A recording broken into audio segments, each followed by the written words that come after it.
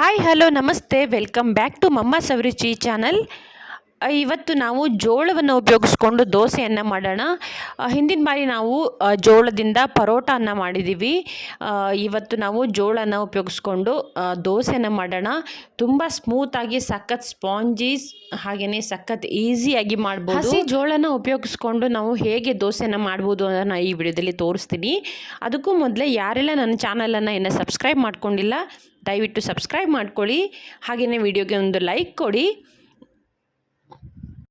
First ನಾನಿಲ್ಲಿ ಈ ದೋಸೆಗೆ 2 ಕುಂಟಿಗೆಯಷ್ಟು ಜೋಳನ ಬೇಯಿಸ್ಕೊಂಡಿದ್ದೀನಿ. ಸ್ವಲ್ಪ ಉಪ್ಪು ಹಾಕ್ಬಿಟ್ಟು ಜೋಳನ ಬೇಯಿಸ್ಕೊಂಡಿದ್ದೀನಿ. ಕುಕ್ಕರಲ್ಲಿ 3 ವಿಜಿಲ್ ಕೂಗಿಸ್ಕೊಂಡಿದ್ದೀನಿ. ನಂತರ ಇಲ್ಲಿ ಈ ಕಪ್ಪಲ್ಲಿ 1.5 ಲೋಟದಷ್ಟು ಅಕ್ಕಿಯನ್ನು ತೊಳೆದು ಒಂದು 8 ತಾಸು ನೆನೆಸಿಟ್ಟಿದ್ದೆ. ಮಿನಿಮಮ್ ಒಂದು 6 ತಾಸು ನೆನೆಸಿಡಿ. ಚೆನ್ನಾಗಿ ತೊಳೆದ್ಬಿಟ್ಟು ಒಂದು 3-4 ಬಾರಿ ತೊಳೆದ್ಬಿಟ್ಟು ಒಳ್ಳೆ ನೀರು ಹಾಕಿಬಿಟ್ಟು ನೆನೆಸಿಡಬೇಕು. ನಂತರ ಒಂದು ಅರ್ಧ ಚಮಚ ಮೆಂತ್ಯ, 1 ಚಮಚ ಉದ್ದು, 2 ಚಮಚ ಕಡಲೆಬೇಳೆನ ಹಾಕಿ ಚೆನ್ನಾಗಿ ತೊಳೆದ್ಬಿಟ್ಟು ಇದನ್ನು ಕೂಡ ಒಂದು 6 ಅವರ್ ನೆನೆಸಿಟ್ಟಿದ್ದೀನಿ. ನಂತರ ಒಂದು ಅರ್ಧ ಕಪ್ಪಷ್ಟು ಅನ್ನನ ತಗೊಂಡಿದ್ದೀನಿ. ನೀವು ಅನ್ನದ ಬದಲಿಗೆ ಅವಲಕ್ಕಿನ ಕೂಡ ತಗೊಳ್ಬೋದು. ನೋಡಿ ಜೋಳನ ಇದು ಬೇಯಿಸಿರೋದು. ನಾನು ಬೇಯಿಸಿರೋ ಜೋಳನ ಒಂದು 3/4 ಕಪ್ ತೊಗೊಂಡಿದ್ದೀನಿ. 1.5 ಕಪ್ಪು ಅಕ್ಕಿ ತೊಗೊಂಡ್ರೆ 3/4 ಕಪ್ಪಷ್ಟು ಜೋಳನ ತೊಗೊಂಡಿದ್ದೀನಿ.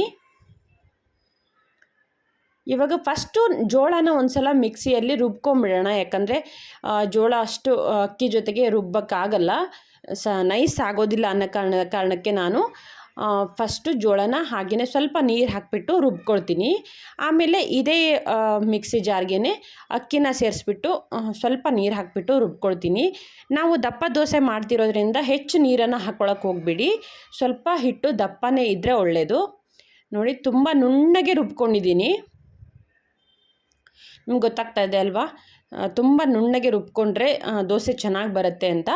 ಆಮೇಲೆ ಇದೇ ಮಿಕ್ಸಿ ಜಾರ್ಗೆ ಅನ್ನ ಮತ್ತು ಕಡಲೆಬೇಳೆ ಅದೆಲ್ಲ ನೆನೆಸಿಟ್ಟಿದ್ವಲ್ಲ, ಮೆಂತ್ಯ ಉದ್ದು ಎಲ್ಲ ಅದನ್ನೆಲ್ಲ ಹಾಕಿಬಿಟ್ಟು ಆಮೇಲೆ ಉಳಿದಿರೋ ಅಕ್ಕಿನೂ ಕೂಡ ಸೇರಿಸ್ಬಿಟ್ಟು ಅದನ್ನು ಕೂಡ ಚೆನ್ನಾಗಿ ನುಣ್ಣಗೆ ರುಬ್ಕೊಳ್ಬೇಕು. ಒಂದು ಸ್ವಲ್ಪ ನೀರು ಹಾಕ್ಕೊಂಡ್ರೆ ಸಾಕಾಗುತ್ತೆ.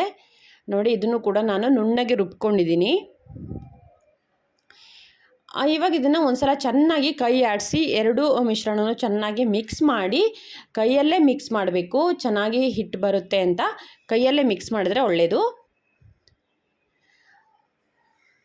ನಾನು ಯಾವಾಗಲೂ ದಪ್ಪ ದೋಸೆ ಮಾಡುವಾಗ ಹೇಳ್ತಾ ಇರ್ತೀನಿ ಕೈಯಲ್ಲಿ ಮಿಕ್ಸ್ ಮಾಡಿ ಅಂತ, ಯಾಕಂದರೆ ಚೆನ್ನಾಗಿ ಹಿಟ್ಟು ಬರುತ್ತೆ ಅಂತ. ಆಮೇಲೆ ಇದನ್ನು ಒಂದು 8 ತಾಸು ಹಾಗೆಯೇ ಫುಲ್ ನೈಟು ಬಿಟ್ಟಿದ್ದೆ. ಇವಾಗ ಹಿಟ್ಟು ಬಂದಿದೆಯಾ ಅಂತ ನೋಡೋಣ. ನೋಡಿ ಎಷ್ಟು ಚೆನ್ನಾಗಿ ಹುಳಿ ಬಂದಿದೆ ಅಂತ. ಇವಾಗ ಇದನ್ನೊಂದು ಸೌಟಲ್ಲಿ ತೆಗೆದು ತೋರಿಸ್ತೀನಿ. ನೋಡಿ ಎಷ್ಟು ಚೆನ್ನಾಗಿ ಹಿಟ್ಟು ಬಂದಿದೆ. ಇವಾಗ ಅಷ್ಟೊಂದು ಚಳಿ ಏನು ಇಲ್ಲದೆ ಇರೋ ಕಾರಣ ಒಂದು 8 ತಾಸಲ್ಲಿ ಇಷ್ಟು ಚೆನ್ನಾಗಿ ಹಿಟ್ಟು ಬಂದಿರುತ್ತೆ. ನೋಡ್ತಾ ಇದ್ದೀರಲ್ಲ, ಅಷ್ಟು ನೀಟಾಗಿ ಬಂದಿದೆ. ಇವಾಗ ಇದನ್ನು ಒಂದು ಸಲ ಚೆನ್ನಾಗಿ ಮಿಕ್ಸ್ ಮಾಡ್ಕೊಂಬಿಡೋಣ. ನೀವು ರಾತ್ರಿಯೇ ಉಪ್ಪು ಹಾಕೋ ಅವಶ್ಯಕತೆ ಇಲ್ಲ. ಉಪ್ಪು ಹಾಕ್ಬಿಟ್ರೆ ತುಂಬ ಹುಳಿ ಆಗಿಬಿಡುತ್ತೆ, ಒಂಥರ ಹುಳಿ ಜಾಸ್ತಿ ಆಗಿಬಿಡುತ್ತೆ. ಉಪ್ಪು ಹಾಕ್ತೇನೆ ಹಾಗೆ ಇಟ್ಟರೆ ಇಷ್ಟು ನೀಟಾಗಿ ಹಿಟ್ಟು ಬಂದಿರುತ್ತೆ. ನೋಡಿ ಎಷ್ಟು ಸಖತ್ತಾಗಿ ಬಂದಿದೆ ಅಂತ. ಇವಾಗ ಇದಕ್ಕೆ ರುಚಿಗೆ ತಕ್ಕಷ್ಟು ಉಪ್ಪು ಹಾಗೆಯೇ 1 ಸ್ಪೂನಷ್ಟು ಸಕ್ಕರೆನ ಸೇರಿಸ್ಕೊಳ್ತಾ ಇದ್ದೀನಿ. ಸಕ್ಕರೆ ಸೇರಿಸಿದ್ರೆ ದೋಸೆ ಒಳ್ಳೆ ಕಲರ್ ಬರುತ್ತೆ ಅಂತ ಸಕ್ಕರೆನ ದಪ್ಪ ದೋಸೆಗೆ ಸೇರಿಸ್ಕೊಳ್ತೀವಿ. ಇವಾಗ ಒಂದು ಸಲ ಚೆನ್ನಾಗಿ ಮಿಕ್ಸ್ ಮಾಡಿಬಿಡಬೇಕು. ಉಪ್ಪು ಸಕ್ಕರೆ ಎಲ್ಲ ಚೆನ್ನಾಗಿ ಕರ್ಡ್ಕೊಳ್ಬೇಕು, ಅಷ್ಟು ನೀಟಾಗಿ ಮಿಕ್ಸ್ ಮಾಡಬೇಕು. ಆನಂತರ ಇಲ್ಲಿ ಒಂದು ಕಾವಲಿನ ಕಾಯೋದಕ್ಕೆ ಇಟ್ಟಿದ್ದೀನಿ. ಕಾವಲಿಗೆ ಚೆನ್ನಾಗಿ ಎಣ್ಣೆನ ಹಾಕ್ಕೋಬೇಕು. ತುಪ್ಪ ಬೇಕಂದ್ರೂ ಹಾಕಿ ದೋಸೆ ಮಾಡ್ಕೊಳ್ಬೋದು. ನೋಡಿ ಈ ರೀತಿ ಪುಟ್ಟದಾಗಿ ದೋಸೆ ಹಾಕ್ಕೊಳ್ತಾ ಇದ್ದೀನಿ. ನೋಡಿ ದೋಸೆ ಎಷ್ಟು ಚೆನ್ನಾಗಿ ಬಂದಿದೆ ಅಂತ ನೀವು ನೋಡಿದ ತಕ್ಷಣವೇ ಹೇಳ್ಬೋದು.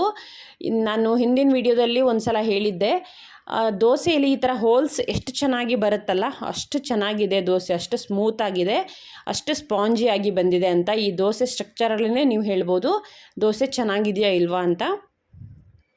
ತುಂಬ ನೀಟಾಗಿ ಬಂದಿದೆ. ಎಷ್ಟು ಸ್ಮೂತಾಗಿರುತ್ತೆ ಅಂತಂದರೆ ನೀವು ಸಂಜೆ ತನಕನೂ ದೋಸೆ ಮಾಡಿ ಒಂದು ಬಾಕ್ಸಲ್ಲಿ ಹಾಕಿಟ್ರೆ ಸಂಜೆ ತನಕನೂ ಅದೇ ಸಾಫ್ಟ್ನೆಸ್ ಇರುತ್ತೆ, ಬ್ರೆಡ್ ಥರ ಇರುತ್ತೆ. ನೋಡಿ ನಾನು ನಿಮಗೆ 2 ದೋಸೆನ ಹಾಕಿ ತೋರಿಸ್ತಾ ಇದ್ದೀನಿ. ನಾನಿಲ್ಲಿ ಸೆಟ್ ದೋಸೆ ಥರ ಹಾಕ್ಕೊಂಡಿದ್ದೀನಿ. ನೀವು ಸಾದಾ ದೋಸೆ ಥರನೂ ಹಾಕ್ಕೊಳ್ಬೋದು. ಇದೇ ಹಿಟ್ಟಲ್ಲಿ ಮಸಾಲೆ ದೋಸೆ ಥರನೂ ಕೂಡ ಹಾಕ್ಕೊಳ್ಬೋದು. ಯಾವ ಥರ ಬೇಕು ನಿಮಗೆ ಆ ಥರ ಮಾಡ್ಕೊಳ್ಬೋದು. ನೋಡಿದ್ರಲ್ಲ ಎಷ್ಟು ಈಸಿಯಾಗಿ ಜೋಳದಿಂದ ದೋಸೆಯನ್ನು ಮಾಡ್ಕೊಳ್ಬೋದು ಅಂತ.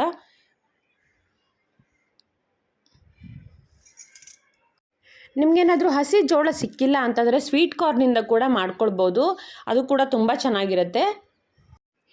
ನೋಡಿದ್ರಲ್ಲ ಎಷ್ಟು ಸಿಂಪಲ್ಲಾಗಿ ಮಾಡ್ಕೊಳ್ಬೋದು, ತುಂಬ ಈಸಿಯಾಗಿ ಮಾಡ್ಕೊಳ್ಬೋದು ಅಲ್ವಾ. ಈ ದೋಸೆಗೆ ಯಾವುದೇ ಸೋಡಾದ ಅಗತ್ಯ ಕೂಡ ಇಲ್ಲ. ಅಷ್ಟು ಸ್ಮೂತಾಗಿ ನೀವು ಹಾಗೇ ಮಾಡ್ಕೊಳ್ಬೋದು. ಇಷ್ಟು ಈಸಿಯಾಗಿರೋ ಹಾಗೆಯೇ ಅಷ್ಟು ಸ್ಮೂತಾಗಿರೋ ಹೆಲ್ದಿಯಾಗಿರುವಂತಹ ಟೇಸ್ಟಿಯಾಗಿರುವಂತಹ ಜೋಳದ ದೋಸೆನ ನೀವು ಕೂಡ ಒಮ್ಮೆ ಟ್ರೈ ಮಾಡಿ ಹೇಗೆ ಬಂತು ಅಂತ ನನಗೆ ಕಮೆಂಟ್ ಬಾಕ್ಸಲ್ಲಿ ತಿಳಿಸಿ. ಇವತ್ತಿನ ವಿಡಿಯೋ ನಿಮಗೆಲ್ಲರಿಗೂ ಇಷ್ಟ ಆಯಿತು ಅಂದ್ಕೋತೀನಿ. ಇಷ್ಟ ಆಗಿದರೆ ಒಂದು ಲೈಕ್ ಕೊಡಿ, ಫ್ರೆಂಡ್ಸು ಫ್ಯಾಮಿಲಿಯೊಂದಿಗೆ ಶೇರ್ ಮಾಡಿ. ಹಾಗೆಯೇ ನನ್ನ ಚಾನಲನ್ನು ಇನ್ನೂ ಯಾರೆಲ್ಲ ಸಬ್ಸ್ಕ್ರೈಬ್ ಮಾಡ್ಕೊಂಡಿಲ್ಲ ದಯವಿಟ್ಟು ಸಬ್ಸ್ಕ್ರೈಬ್ ಮಾಡ್ಕೊಳ್ಳಿ. ಒಂದೊಳ್ಳೆ ರೆಸಿಪಿಯೊಂದಿಗೆ ಮತ್ತೆ ಬರ್ತೀನಿ. Thank you for watching. Have a nice day.